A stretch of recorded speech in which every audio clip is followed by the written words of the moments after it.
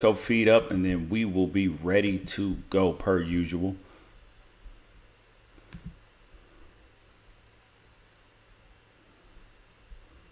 All right.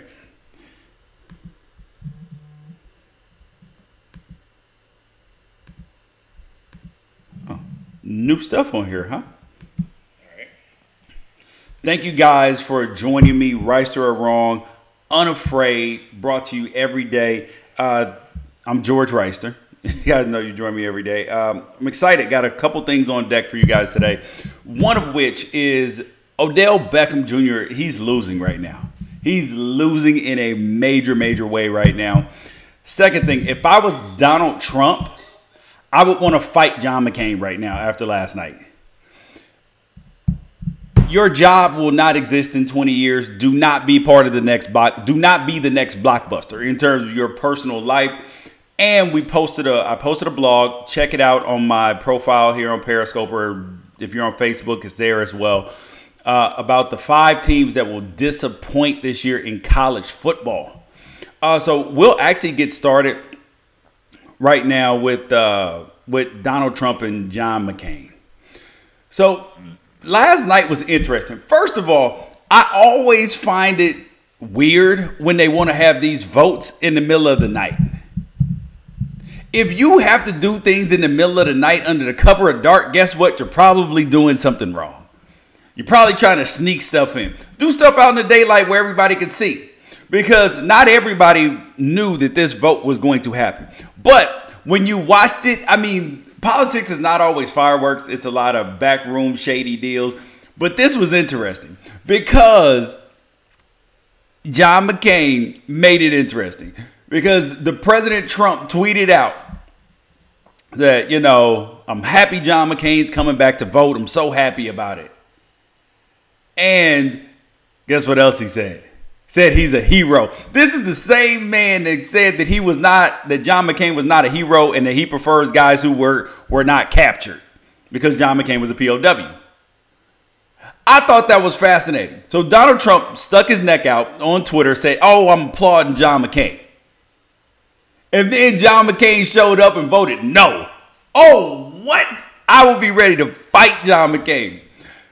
I mean, forget the politics of it. Forget whether you agree with the healthcare bill or not, right? Just the fact that he came in and voted no when you thought he was going to vote yes. Then I started thinking, what is that the equivalent to in life? That's literally the equivalent of you getting in a fight, you telling the bully, you telling whoever you're going to fight, "Oh, you know what? I got you. I got you. I got this. I'm calling my cousin. I got my cousin and his friends coming up here, and you're going to get your ass whooped." And then your cousin and his friends showing up, and guess what happens? They come in there and they slap you on the back of the head. They push you into the ring to fight against Mike Tyson. That's what they do. That's why I would be upset if I were President Trump. Just because of how this went down. I mean, there were literally, it was like watching damn near like watching a sporting event. Thank you guys for joining me. Please share the feed. Let's get it out to more people. Appreciate you guys joining me. So first of all, John McCain, when he gave his thumbs down, came up, "I vote no." I mean, they tried to come up with a skinny repeal, a fat repeal, everything with this healthcare bill. And they thought it was going to go through, or at least they thought it was going to be a tie. And then Mike Pence was going to be able to break the tie 50-50. That's what was interesting about this whole thing. And then Mike Pence, right before McCain voted, Pence gave him a phone call from President Trump. Pence gave him a phone call. Imagine how that phone call went. "Hey, you with us, right?" Yeah, I got you. I'm going to go up and vote right now. Then he goes up and votes no. What? President Trump was cussing him out through the screen. The man's got brain cancer right now, and he was wishing bad things on him. I wish his ass would fall over dead right now. I'm going to be honest. I don't know what the best thing is for our health care. I don't know how to fix it, but I know that was entertaining last night. That's what I know. That's what I know last night. If I were President Trump, I'd be pissed. I'd be pissed. Because you think that somebody is on your side, you call in reinforcements, and then they abandon you. You call in the troops, you call in the rallying cry. You're trying to get this push through in the middle of the night, and then they abandon you. What? It's like calling for help, but then the help shows up and kills you. That's messed up. Next thing up is Odell Beckham Jr. So Odell Beckham Jr. is 24 years old. Giants player. One of the best players in football. Exciting. Marketing sensation. Just signed a huge deal with Nike. Even bigger than his own present contract. He's making $1.8 million from the New York Giants this year. Is there anybody besides me that would raise their hand and say he's grossly underpaid? For the market, I know it's still $1.8 million. But remember, everything's relative to your job that you do. He's grossly underpaid. But this man is not taking the Le'Veon Bell approach, who's not showing up at Pittsburgh camp. The Aaron Donald for the Rams, who's not showing up to camp. He's not taking that approach. Odell Beckham Jr. is playing the good soldier. Yeah, I'm going to show up. I'm just here to play football, What's going on with Odell Beckham Jr.? He is in the same position as Steph Curry was in. Except he's not playing basketball. Steph Curry knew that barring some sort of life-threatening injury that he was going to get paid. He was making $12 million, about $12 million the last couple years, despite being a two-time MVP. But he knew he had this $200 million deal coming up. All he had to do was stay healthy. You look at Odell Beckham, he still's got 2 more years left on his contract. 2 more years. This one at 1.8, and then another one at, I think, like 8.9 million or something like that. That's what's, and remember, this is football. So you have a finite amount of time to make your money. In anything in life, you have a window that you are going to make the most money in your whole life. Regardless of, for some people, for child actors, musicians, it could be from 19 to 25. Athlete, it could be from 23 to 26. Someone else, it could be from 35 to 45. Somebody else, it might be in their 50s or 60s. Whatever it is, you have a window in your life where you are going to make the most money that you are going to make. Assumingly, you know, if you're a professional athlete, that could be it. For some, it's not always, but that could be it. The situation that Odell Beckham Jr. is the exact reason why Richard Sherman was saying that the players, when the CBA is up, they need to be willing to strike to get guaranteed contracts. Because remember, what the owners want is, the reason why there are these long deals is because the team wants to amortize your signing bonus over the life of the deal, even though the back years are really essentially dead money. And then a lot of times they, when you're younger, if you play well, they sign you to team-friendly deals. And those team-friendly deals, you usually outperform those. And Odell's on his rookie contract. And now imagine if he had a 3-year deal. Imagine that. A deal that was actually friendly for him and friendly for the team. All guaranteed money. Wouldn't that be good for him right now? Because he would be getting a new contract. I mean, it's insane that he's playing so far below his market value. He makes more from Nike. So being that he is more of an employee for Nike than he is the Giants, because remember, you buy loyalty in sports. Like LeBron James is not loyal to the Cleveland Cavaliers. He wasn't loyal to the Miami Heat. He's loyal to Nike because Nike pays him the most. James Harden, who's he loyal to? The Houston Rockets, or he's loyal to Adidas? He's loyal to Adidas. Steph Curry, you think he's walking away from the Warriors first or from Under Armour first? Probably the Warriors, because he's not leaving Under Armour. He owns a stake in the company. Odell Beckham Jr. is in a tough spot because think about this. He could end up not getting a huge deal. I know Mr. Mara said that he's going to pay him properly when the time comes. I understand that. And he might really mean it. But if Odell hurts his knee right now, he would have missed out on his biggest paydays, on his biggest earning potential as a professional athlete. That's why you need them shorter contracts. That's why you have to exercise your leverage, whether it's here or in life. You have to use it. And do not get left behind. Because if you get left behind, that'll bring us to our next topic. Your job will not exist in 20 years. Thank you guys for joining the feed. Right or wrong, please share the feed, swipe over, share it with your friends so we can get more and more people involved in the conversation. Hit the like button, hit the share button, and follow. Most important, follow. Your job won't exist in 20 years. The reason why I say that is because we're sending our kids to school now. They're learning reading, writing, arithmetic. And are we really preparing them for the life that is ahead, right? Because progress was slow for 100 years. I mean, in terms of technological advances like we have now. And job markets that are created, job markets that exist. Because according to studies, that 40% of the jobs that you see today will not exist in 20 years. They won't exist. So what are we actually learning? What are we actually teaching? What are we actually looking for? What are we sending our kids to school for?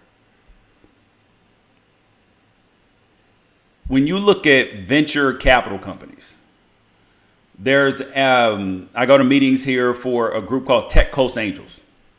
Been to a lot of other angel investing companies, been to a lot of big VCs. They're all investing in AI right now. They're investing in tech because this is the wave of the future. Because when you really think about it, right? If you have a kid that's 2-3 years old right now, when they turn 16, they may not even need a driver's license. Self-driving cars may be happening. Apple, Google, Amazon, Elon Musk, they're all investing in these things. They're all investing in AI. Artificial intelligence. Teaching computers and robots to do what you can do. They can do it efficiently. They don't mess up. They don't have attitudes. They don't want to demand more money. All they want is an update every now and then. All they want is the compatible software. That's all they want. And you yourself don't want to be the next Blockbuster. Because what happened in Blockbuster? We did a case study on Blockbuster when I took a class up at Stanford. Blockbuster on its board of directors had basically all old white men over 60 years old. Nobody wanted to hear any technological advances because they owned the rental market. They owned, if you wanted to watch a movie and it was not at a theater, you had to go to Blockbuster. I know there was Hollywood Video and some other places, but you really had to go to Blockbuster and hope they had it in stock. Get you a tape, get you a DVD. There was somebody who was working at Blockbuster, came to the bigwigs, young guy, said, you know what? There's this thing called broadband. There's this thing called DSL. And, you know, maybe we should start looking into potentially streaming movies, like sending it into TVs and homes, like on demand. No way. This is the way that things are done. This is how they are. First came Redbox. Then came Netflix. There went Blockbuster. You couldn't find a Blockbuster here if they don't exist because they were antiquated. They were living in the past. Give you a few jobs that you would do that are going out of style, that are going out of business. If you make roofs, if you put up roofs, if you have anything to do with a roof, your days are numbered in terms of the way that they're presently constructed today. Elon Musk, Tesla man, he has created solar roofs, not just solar panels, but turning your roof into solar energy. It's probably going to take 20, 30 years for that to fully catch on, for new houses to be built like that. Well, probably 10 years for them to be built like that. Then slowly everybody will be getting their roofs replaced. You'll be out of style. Unless you are forward thinking and look to see what's going on. Companies like Uber, Grubhub, Postmates, all these delivery services, all these driving services, better watch out. Drones are coming. So the businesses and the business models have changed. So that's not going to put people out of work. It is just going to change how we look at things and how we invest and how we do those jobs. Look at, let's say, look at how social media has changed things. So yes, journalists are going out of business in terms of writing. Everyday newspapers are going out of business. But guess what? Guess what's not going out of business? YouTube's not going out of business. So people are taking things directly to the internet. That's what you're watching right now. Directly to consumer. There's YouTube, there's Periscope, there's Ustream, there's Twitch for you to watch online gaming. You consume content in a different way. So it's not a bad thing when these things are going out of business. You just have to consume it in a different way. You have to adjust, you have to modify, you have to be ready to do things in a different way. Then you look at some of the YouTubers. I mean, think about this. There's Jenna Marbles, Jake Paul, the Fine Brothers. There's PewDiePie, who has like 54 million subscribers. I mean, there's a chick on there that makes slime. My daughter watches these videos like constantly. The chick makes slime, but she has integrations and partnerships with Disney movies and all that. How crazy is that? If you're a travel agent, you're going out of business right now as this speaks because the internet has a wealth of knowledge. You can research better than a travel agent. I mean, there's all type of travel sites that you can find out what is new, what's hot, what restaurants are new, what places to go, what trails to take. All of this when you go on vacation. Drones are going to be dropping Amazon packages off soon. Bezos was the richest man in the world for like 30 minutes. He had passed Bill Gates. Cashiers.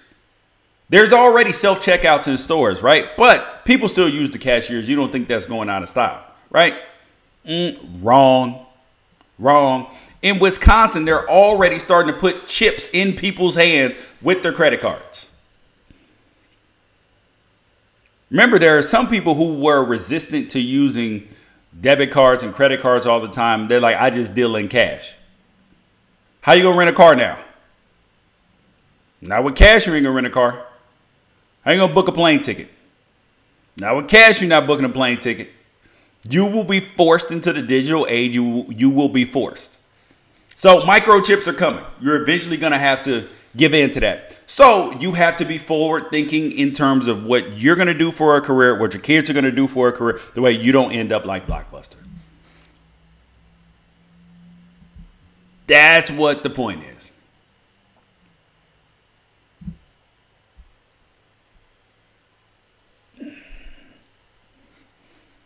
Also, look at, I mentioned Twitch a few minutes ago. Twitch is a gaming site. It's essentially like YouTube for gamers. They go on there and they literally watch people playing games. This is another career path.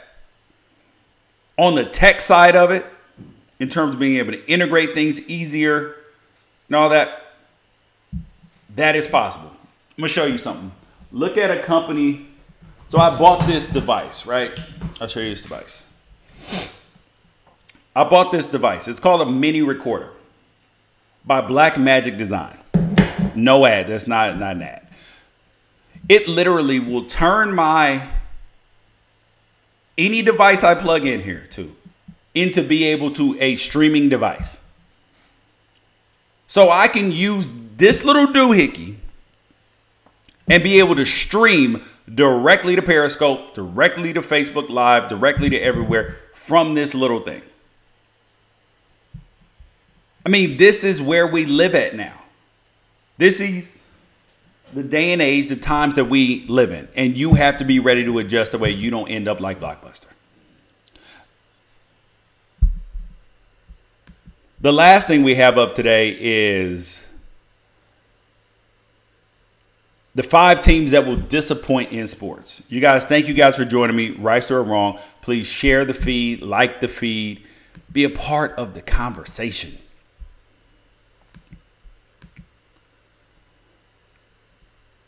So I posted it on Right or Wrong. Well, I posted it, so you guys check it out. The link is in my bio. And the 5 teams that are headed for disappointment in college football this year are, as we speak,